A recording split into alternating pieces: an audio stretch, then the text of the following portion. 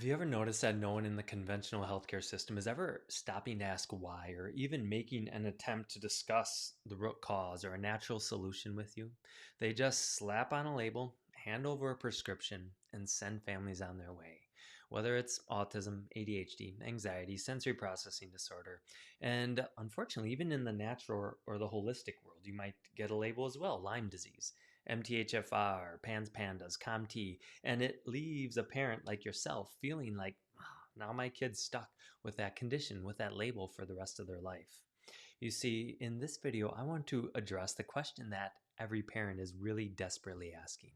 What at the root is really going on with my child? Because as you know, labels don't heal. They don't calm the chaos. They don't help your child sleep better. They don't help them regulate their emotions or poop better.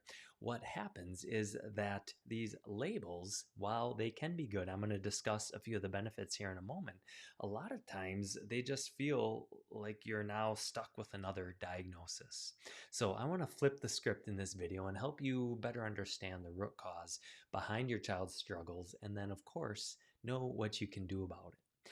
Now, before I dive into some of the pros, some of the cons of labels, I want to start with a stat that you may have heard that according to the CDC, in the US, at least 40% of kids are diagnosed with one or maybe more, but at least one chronic condition. Things like anxiety, ADHD, asthma, allergies, autoimmune issues, the list goes on and on. Now, the challenge with this is that, in my mind, one in almost one in two kids, almost half of our kids, should not be diagnosed with a chronic health condition. Now, fortunately, Secretary Kennedy, he is starting to speak up about children's health. It's something he's been passionate about for years, and he's starting to bring this data to the forefront and letting us say something's not right. In fact, the studies have shown that antipsychotic medications alone have increased between 50 to 200% in the last 20 years for kids in the US. Kids are getting medicated at younger and younger ages. And here's the thing, that in order to medicate, what is first needed is that diagnosis or that label. And now the challenge is, if you have the label, if you have a medication, it might start to kind of mask the symptoms. And now maybe you say, well, I don't need anything else, or I don't want to look for the root cause anymore. And that, as a society, can be commonly what's happening. But if you're watching this as a parent, you probably are looking for that root cause. So let's dive in here a little bit before the theme of this video is saying labels are bad. There are some benefits to labels. Obviously, it's going to help in different situations. Number one is it might help get access to services. Maybe your child needs speech or OT, and if they have a label, now they can get that at school. Insurance and state coverage. I know we have a lot of families that if their child has a certain diagnosis, they now have the funds to support buying certain equipment. Maybe they need a wheelchair, or they need an oxygen tank, or they need these special therapies or a special school, and they can have that. A big thing too that a benefit to a label does provide is some level of legitimacy, some level of validation. This ability to say, I thought I was right. I thought there was something more going on. So now when you talk to your child's teachers, when you talk to family members, when you talk to other parents or healthcare providers, you don't have to justify yourself with this long story, but you can say, hey, it's true. They do have a label. And of course, structured support pathways is starting to get them the things that they need. Maybe you can hop on a parent group now on Facebook. You can say, search for kids with anxiety, or kids with autism, kids with anxiety, ADHD, sensory processing, all these things that they might be labeled with. You can hone in your focus to get them the support that they need. Now, some of the challenges are that it can do a handful of things. One is it can start to shift a kiddo's identity to being more broken. I know in our office, we have a mom and son we've been seeing for a bit, and just this summer, the boy, he's going into second grade this fall, but was diagnosed with ADHD formally. And mom's like, I was pretty sure that was going to happen. And while some of the benefits that we just discussed are now the teachers are going to understand him better.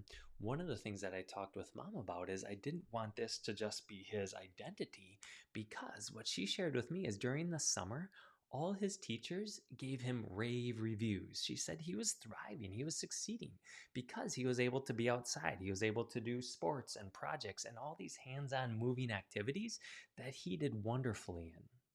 On the flip side, when he goes to school, now the teachers don't always give the best reports because he has to be in the structure of school. And so I just really emphasized with mom is that yes, he has an ADHD diagnosis, but look at these scenarios that he can really thrive in.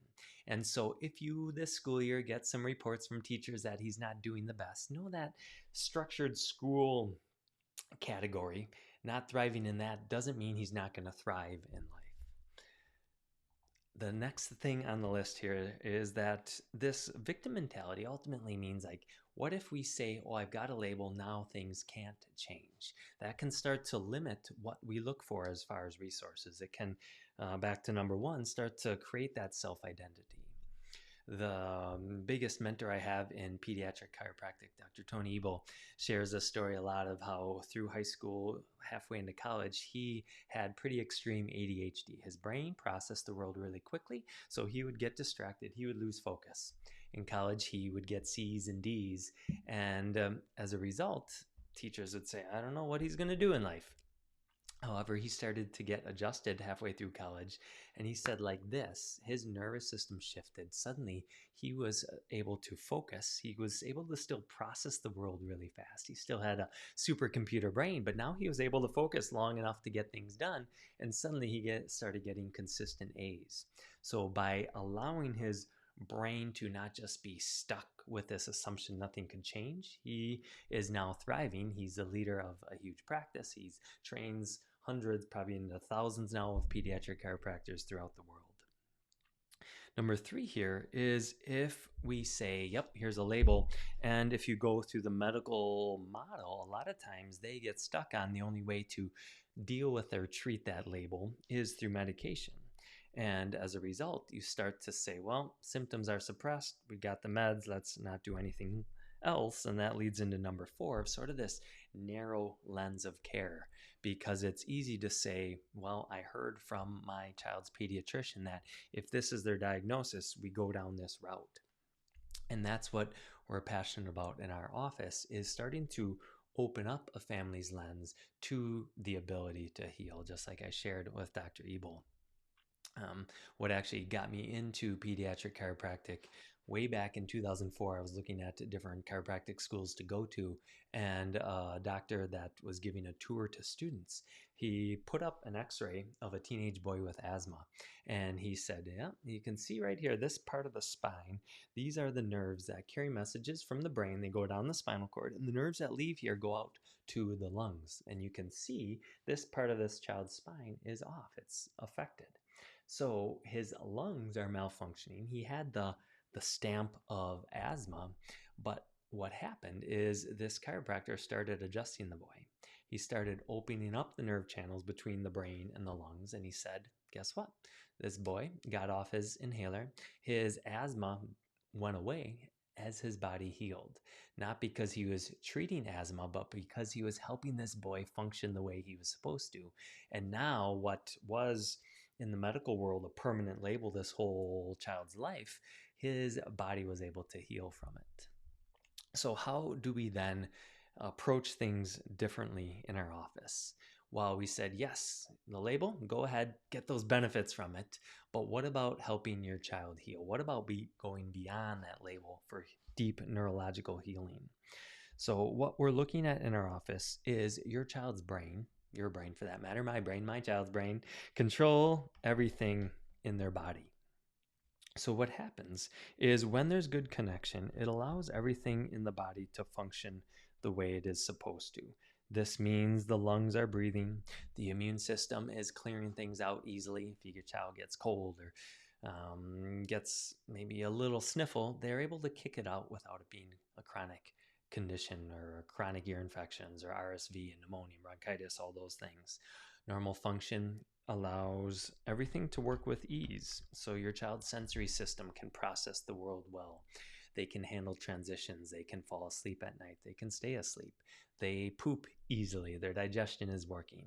Their body is not having to overreact to things like pollen floating through the air. And ultimately, it gives us what we call good health.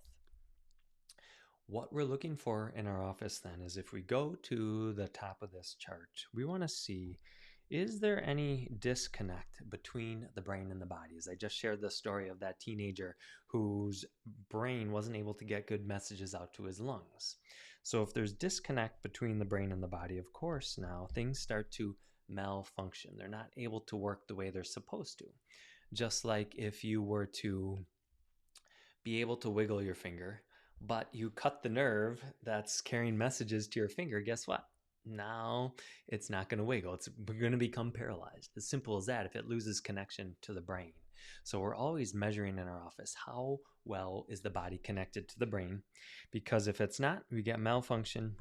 We get now a body that struggles to fall asleep, struggles to fight something off, struggles to hit milestones, struggles to focus and pay attention and sit still in school. And health ultimately becomes affected. And ultimately, these symptoms that start to show up are now going to be categorized and listed as a diagnosis. That's where the label comes into play. So what we do in our office then is, instead of treating the symptoms, instead of saying, take this for your headache, take this for your digestion, this for your allergies, this for your sleep, this for your focus, we say, let's go upstream. Let's start to backtrack here. And as we go upstream, we now want to assess this connection. If we find there's stress on the nervous system, that's where now we start to reconnect and get this normal flow happening again. As a result, we don't have to worry about treating the diagnosis.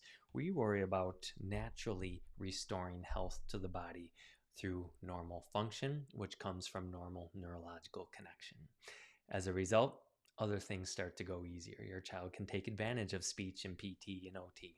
They can take advantage of the supplements and the detoxes and the functional medicine practitioner that they're working with. When there's good neurological connection, when there's good vagus nerve connection, good tone, when the nervous system isn't stuck in fight, flight, and sympathetic overdrive, when all these things are happening, it puts your child's nervous system into a state of healing, a state of health.